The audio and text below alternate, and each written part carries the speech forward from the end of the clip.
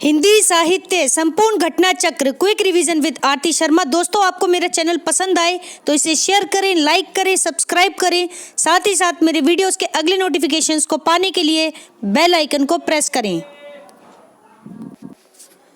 दोस्तों, आज हम करेंगे घटना चक्र का पार्ट 105। तो चलिए देखते हैं अपने अगले प्रश्न।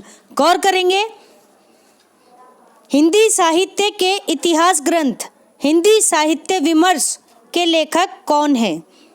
फिर से सुने, हिंदी साहित्य के इतिहास ग्रंथ हिंदी साहित्य विमर्श के लेखक कौन है? तो इसका सही उत्तर है ऑप्शन डी, पद्मलाल पुन्नालाल बख्शी।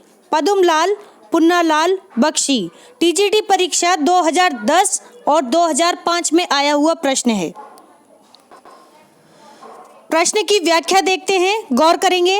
हिंदी साहित्य के इतिहास ग्रंथ हिंदी साहित्य विमर्श के लेखक पद्मलाल पुन्नालाल बख्शी हैं। इनकी अन्य रचनाएं देखते हैं कौन कौन सी हैं। तो गौर करेंगे, विश्व साहित्य, बिखरे पन्ने, तुम्हारे लिए, कुछ और कुछ, यात्री, हिंदी कथा साहित्य और कथानक इत्यादि।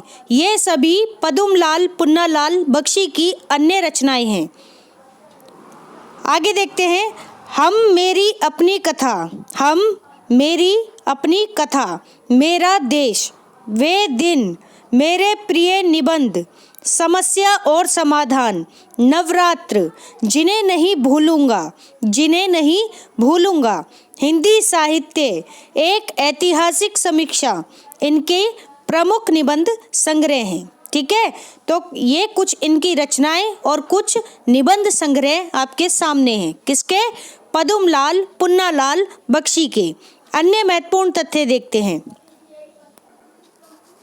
गौर करेंगे दोस्तों, पद्मलाल पुन्नालाल बख्शी को हिंदी साहित्य सम्मेलन द्वारा सन 1949 में यानी 1949 में वाचस्पति की उपाधि से अलंकृत किया गया। किसकी उपाधि से? वाचस्पति की उपाधि से 1949 में अलंकृत किया गया पद्मलाल पुन्नालाल बख्शी को। किस सम्मेलन में? हिंदी साहित्य सम्मेलन में। ठीक है, अगला बिंदु है दोस्तों, ये मध्य प्रदेश हिंदी साहित्य सम्मेलन के सभापति निर्वाचित हुए थे। फिर से सुने, ये मध्य प्रदेश हिंदी साहित्य सम्मेलन के सभापति निर्वाचित हुए थे। अगला बिंदु है दोस्तों, इन्होंने 1920 से 1927 ईस्वी तक, कब से कब तक?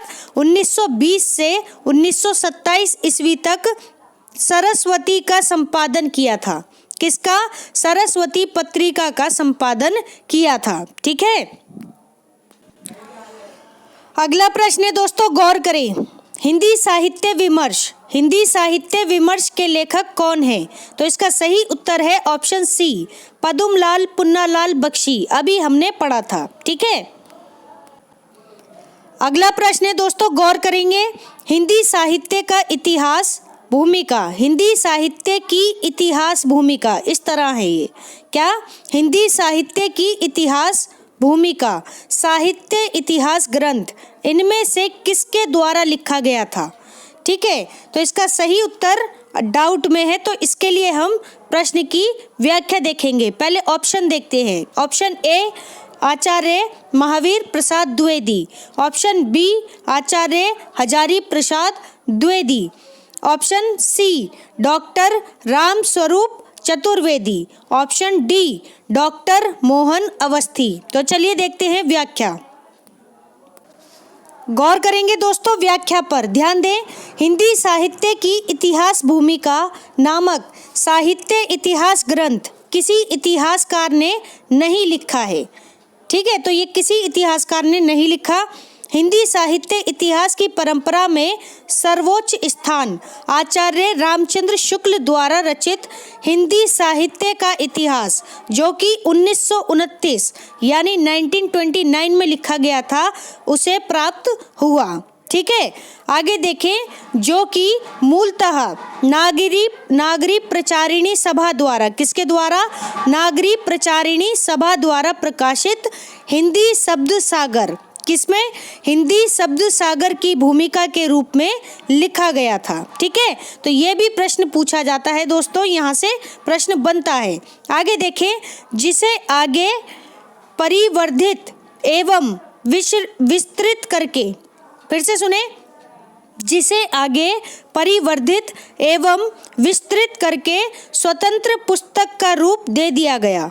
हिंदी साहित्य की भूमिका, हिंदी साहित्य की भूमिका हजारी प्रसाद द्विवेदी द्वारा लिखी गई पुस्तक है। ठीक है, तदंतर उनकी इतिहास संबंधी कुछ और रचनाएं भी प्रकाशित हुई हैं। देखते हैं कौन सी रचनाएं हैं। ध्यान देंगे, हिंदी साहित्य उद्भव और विकास, हिंदी साहित्य उद्भव और विकास। ठीक है, हिंदी साहित्य का आदिकाल, फिर से सुने, हिंदी साहित्य का उद्भव और विकास और हिंदी साहित्य का आदिकाल, ये दो रचनाएं भी हजारी प्रसाद द्विवेदी जी द्वारा लिखी गई रचनाएं हैं। ठीक है, तो दोस्तों इस तरह से प्रश्न का उत्तर है कि हिंदी साहित्य की भूमिका हजारी प्रसाद द्विवेदी द्वारा लिखी गई पुस्तक है। ठीक है,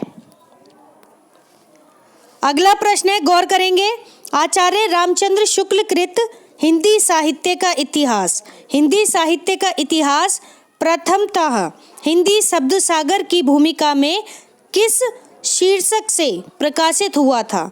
तो पूछ रहे हैं किस शीर्षक से प्रकाशित हुआ था, तो इसका सही उत्तर है दोस्तों क्या? देखते हैं, तो इसका सही उत्तर है दोस्तों ऑप्शन सी, हिंदी साहित्य का विकास। ठीक है, हिंदी साहित्य का विकास। यूपीपीएससी एलटी ग्रेड परीक्षा 2018 का प्रश्न है। व्याख्या देखते हैं दोस्तों, गौर करेंगे, आचार्य रामचंद्र शुक्ल द्वारा रचित हिंदी साहित्य का इतिहास प्रथमतः हिंदी शब्द सागर की भूमिका के रूप में लिखा गया। किसकी भूमिका के रूप में? हिंदी शब्द सागर की भूमिका के रूप में लिखा गया, जिसे आगे परिवर्धित एवं विस्तृत करके स्वतंत्र पुस्तक का रूप दे दिया गया था। ठीक है, इसके आरंभ में, किसके आरंभ में? रचना के आरंभ में। ठीक है, हिंदी साहित्य का इतिहास रचना के आरंभ में आचार्य रामचंद्र शुक्ल ने अपना दृष्टिकोण स्पष्ट करते हुए ये उद्घोषित किया कि जबकि प्रत्येक देश का साहित्य वहाँ की जनता की चित्तवृत्ति का संचित प्रतिबिंब होता है। क्या कहा शुक्ल जी ने? ध्यान देंगे, बहुत ही इम्पोर्टेंट कथन है, तो गौर करें। जबकि प्रत्येक देश का साहित्य वहाँ की जनता की चित्तवृत्ति का संचित प्रतिबिंब होता है, तब यह निश्चित है कि जनता की चित्तवृत्ति के परिवर्तन के साथ साथ साहित्य के स्वरूप में भी परिवर्तन होता चला जाता है। ठीक है, तो ये कथन है किसका? आचार्य रामचंद्र शुक्ल का। ठीक, बहुत ही इंपॉर्टेंट है दोस्तों, इसको अच्छे से समझ लें। आगे देखते हैं, ध्यान देंगे दोस्तों, आदि से अंत तक इन्हीं चित्तवृत्तियों की परंपरा को परखते हुए साहित्य परंपरा के साथ उनका सामंजस्य दिखाना ही साहित्य का इतिहास कहलाता है।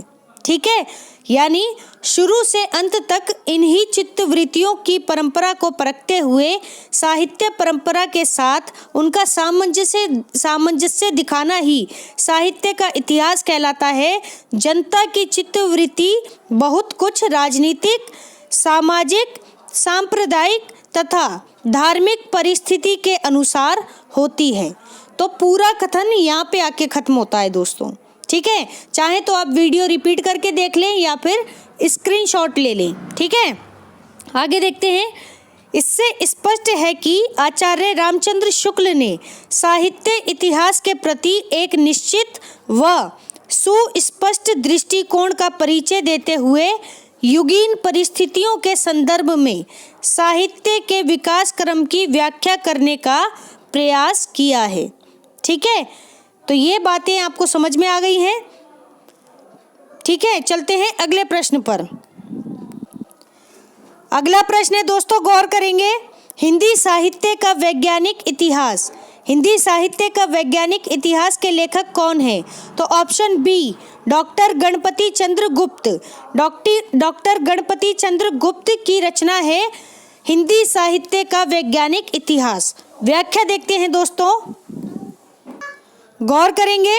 डॉक्टर गणपति चंद्र गुप्त ने हिंदी साहित्य का वैज्ञानिक इतिहास, साहित्य संदेश में प्रकाशित लेख तथा हिंदी साहित्य समस्याएं और समाधान नामक पुस्तक में पर्याप्त तर्कों और प्रमाणों के आधार पर सिद्ध किया है कि हिंदी साहित्य के इतिहास में जिसे आदिकाल कहते हैं उसका कोई अस्तित्व नहीं है।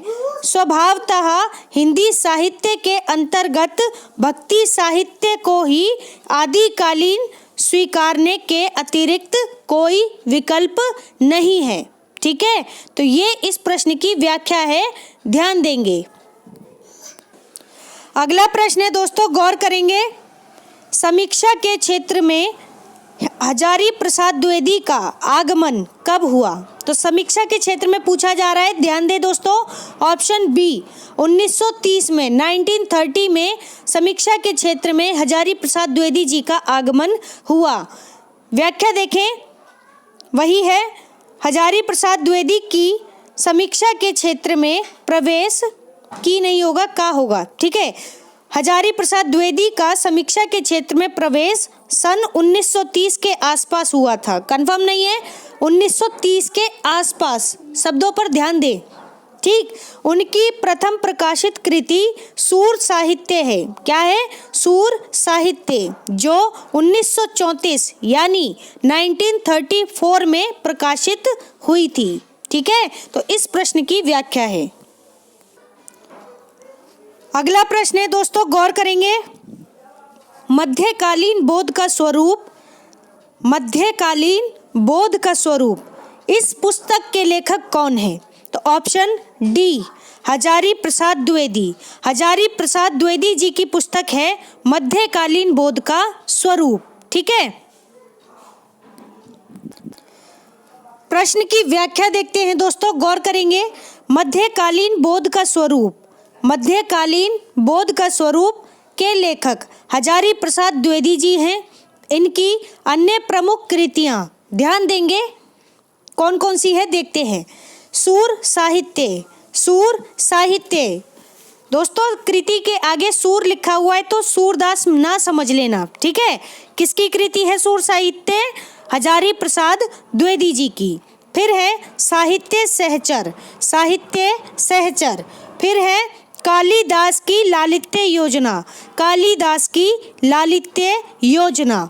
इसके बाद है दोस्तों हिंदी साहित्य उद्भव और विकास, हिंदी साहित्य उद्भव और विकास। इसके बाद है हिंदी साहित्य का आदिकाल, हिंदी साहित्य का आदिकाल।